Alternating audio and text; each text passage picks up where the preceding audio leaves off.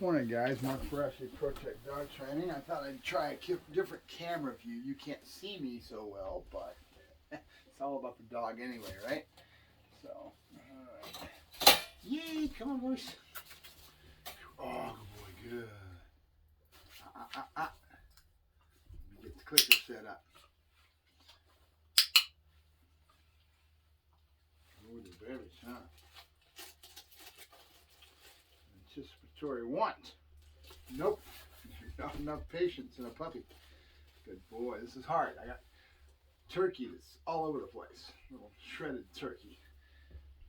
There you go. Good. Now I'm just tapping the nose. So that's my next stage. Before, when I first started, it was pushing down the nose like that and kind of guiding him into it, right? And now you'll notice I'll be able to start just tapping his nose and moving away, which will graduate into a whole nother thing. Ah, good boy, good. There you go. Good boy. Good boy. Good. Let's get our clicker going. So he starts to associate that sound with what we got going on. Good. Oops, don't want to drop it. You don't want the dog's nose in the ground, right? Not a good idea, because then you get a whole other thing. Good boy. Now you want to notice I want my down. Then I need to bring in my body on the left-hand side and start doing that, because he's already being receptive to this. I'm not using a table in the house. I'm going to start doing that, going outside. I'm moving right now, guys, so I've got a couple more days to move all my crap from over the other place over to here, and then it's going to be concentrating on building this place out, which is, I got to do fences, water line, electric. That's all I got to get put in. And this is just a bare lot. It'll be rough around the edges for the first couple months.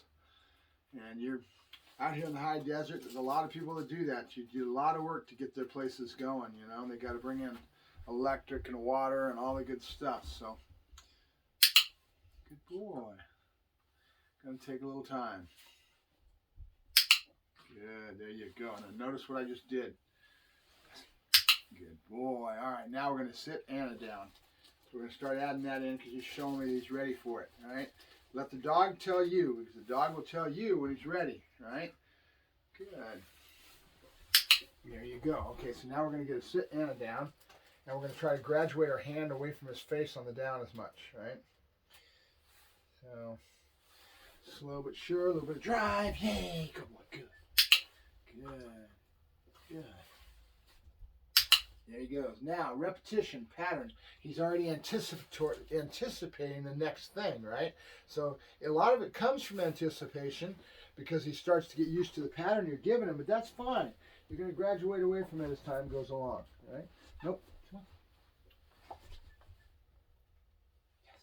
Good. I didn't hit the clicker because my brain's not thinking with my right hand. That's a different hand with a clicker. Good. I need to keep him close to my body. Now I'm moving. And this is where I'll start staying on his nose, because I want to try to create some exactness in the posture, right? You're going to create the posture. You ever seen those guys where they do the high stepping and the dog's really Gestapo, right? They set the pattern with their movement. In other words, how fast they move, and they get the dog's animation in that movement. And then they can set that wherever they want it. So it's a lot about style. What do you want your dog to look like? Also, what will the dog give you, okay? If you don't have the genetics, the dog doesn't have the drive, he's not going to give you as much animation, right? This drive helps you in that regards. So,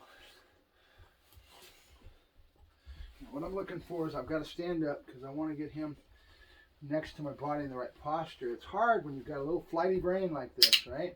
Float like a butterfly, sting like a bee. He's all over the place with his brain. So it's a lot harder with a puppy in that regards. And that's why I'm going to give him the help. I've got him pushing into my hand.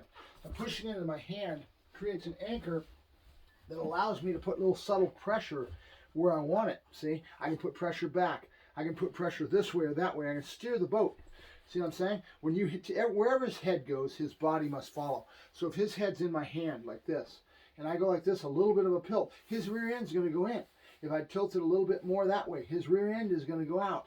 Okay, so you're basically steering the rudder of the boat. Okay, so keep that in mind. So that's why you see people doing this constant pressure and letting the dog touch and getting the dog to dig in to your hand, right? That's what I'm doing. So that pressure will allow me to be able to manipulate that boat, which direction I want it to go. That will create my body motion. Again, it's a little harder when you're talking a little flighty puppy like this, right? He's only 9 weeks old. So that being the case, but we're getting a lot of good stuff here today. I'm now getting a sit from a down without spatial pressure. Look at this. I'm not stepping into him. It's just my hand doing a motion. And then I'm telling him that's the right answer, right?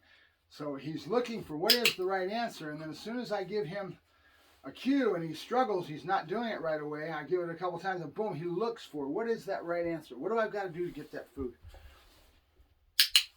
There you go. There it is, okay? Now the posture on the back end, I'm not going to worry about until he gets a little older, probably 12, 14 months old, 14 weeks, excuse me.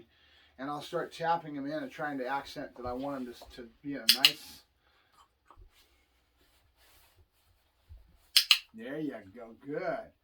So he's actually adding all this up. When I'm taking my hand away from him, he's going, what do I need to do to get it? If he comes towards me, I don't give a click, I don't give him the food.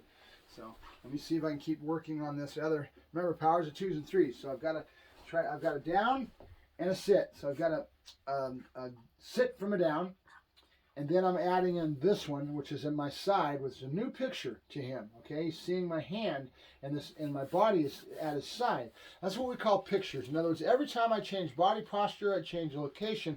That's a different picture for the dog, and we've got to go through it again and again and again to get him used to that different picture. Okay.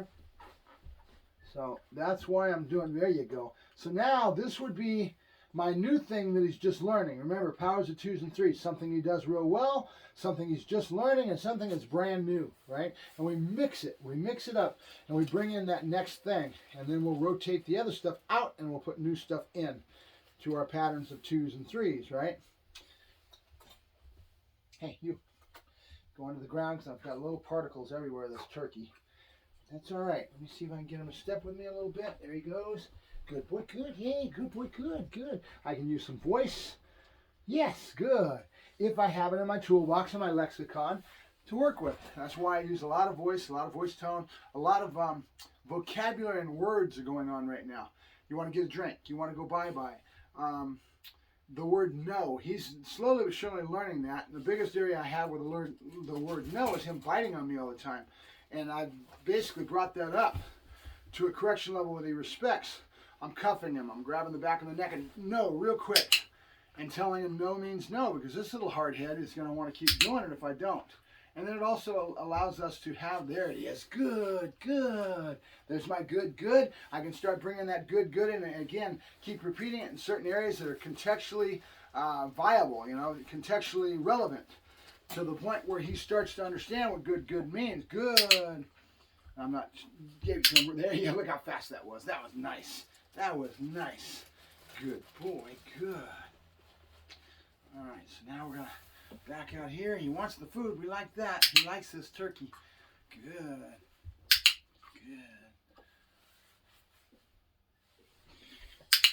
In about a week of this, if I keep getting consistent work, I'll start adding the words to it. So down, sit, assis, couché. I haven't added my words to it yet because I want them to have. You don't add the words until you got what you want, right? Look at that. Nice posture. Good, good. And I'll add that scratching in the back and make it a very positive thing so that I have enough of that built in so that when I start doing the negative, he'll start to add up. This is negative, this is positive, right? 2 and 2 always adds up to 4. You just got to be consistent with what you're asking of the dog. Good boy. Good boy. Dante. Dante. Dante. There's little particles all over the floor, so we might be losing it, but that's all right. I think we had a real good session today because he's really paying attention to the hands. See how he's doing that? Oh, good boy. Good. There you go. Good. Good. There you go. Good. Nope. So we'll be able to add in positive and negative and put this in really well. If I keep doing the positive, I'll start saying good in certain instances, start teaching him his duration word, and contextually making it viable, making it, let me use the other word I just used. Don't mind me, guys. I get up in the morning, I start this right, I haven't had my tea yet. I get excited when he's doing so good. Yes, sir, you're doing good, buddy. Yeah, you go. Good boy, good. Okay, I like this. Okay, and I also like where he's at in my hand because it gives me the control of keeping him in this position. I won't add the negative, which is poking him in the ribs, until later. If you've ever been around my dogs, I can actually tell Joker, I can tell Buddy, I can tell all my dogs, couché correct. If they're in an at-ease position where they're slouched over, I say correct, and they'll come up to that nice crisp down that we want. Oh, good. Oh, good boy. Good. Oh, you little shit. I might call myself a liar and kind of work on it. Now, I'm not giving him the food. I'm making him work for it. Right when he does the right thing, there's the food release. Okay? So you can do that with how you're locking the food. He's not getting it, not getting it, not getting it, and all of a sudden he gets it. Think about the way his whole lexicon in regards to how we're working him. It's always that way. It's locked into the hand. He's wanting it. You've got that want build, and then all of a sudden you release the food on a click, right? Well, why can't I release the food on a proper behavior that I'm asking for? I'm asking him to stay in a position of being straight up and down. This is awful young to do this right now, but I feel like I have such a good little thing going that I've done with this, that I've got a good platform started. See it? Good, good. There it is. Nice and positive. And then later I can start bringing in the negative. 2 and 2 is always going to add up to 4, right? Just consistency is all you need. I've got a really good little platform going with him. I'm really liking what I'm seeing here. And we're only in this one little Nutral Lab, right? This is our little Nutral Lab that we got going. This is perfect. Good boy. He loves this turkey. I'm going to have to go buy. This stuff's expensive, you little shit. The only reason I let you eat it is because of the fact that it was going to go bad if I didn't. Nope. There you go. Right away, no. See what happens? And all of a sudden, all that adds up after a while. Good, good. And I'm letting him slowly take the food. I'm keeping it locked in. He's having to work for it, right? I'm making him push into that, right? And that pushing is going to be something that I really work on with that nose push, because that's going to allow me to steer the boat, okay? And we'll get to that later on the movement side of things. And when he's at my side, that picture of him being at my left side, and when we start to move, I'm going to use a lot of that because I see it today. This is the first time I'm seeing it. I'm analyzing it. I'm just giving you what's coming from my gut, right? You're seeing it. You're dealing at the same time I am. There's nothing that's a hidden secret here, guys. I'm just doing it, and I want you guys to see this as I build it, right? And I want to explain it to you as much as I can so you understand it, you know? Boy, good. There's nothing that I am doing, guys, that you can't learn to do and that you can't understand. The only difference that I have over you is the amount of dogs that I've worked and how much instinctive ability I have because of that. You know, thousands of dogs adds up to being able to feel it, what I call that gut feeling. You actually sense when it's time to do what. And it's all happening in my head. I'm expressing it to you because it's coming out of me at that moment. You know what I mean? We're out of food. So I'm going to say done, and I'm going to teach him done. We're done. We're done. Good boy. We're done. All right. And I go back into life. I'll go get my tea. I'll just go into a normal thing. He'll go do his own thing, and he'll start to learn contextually what does done mean, right? All right. So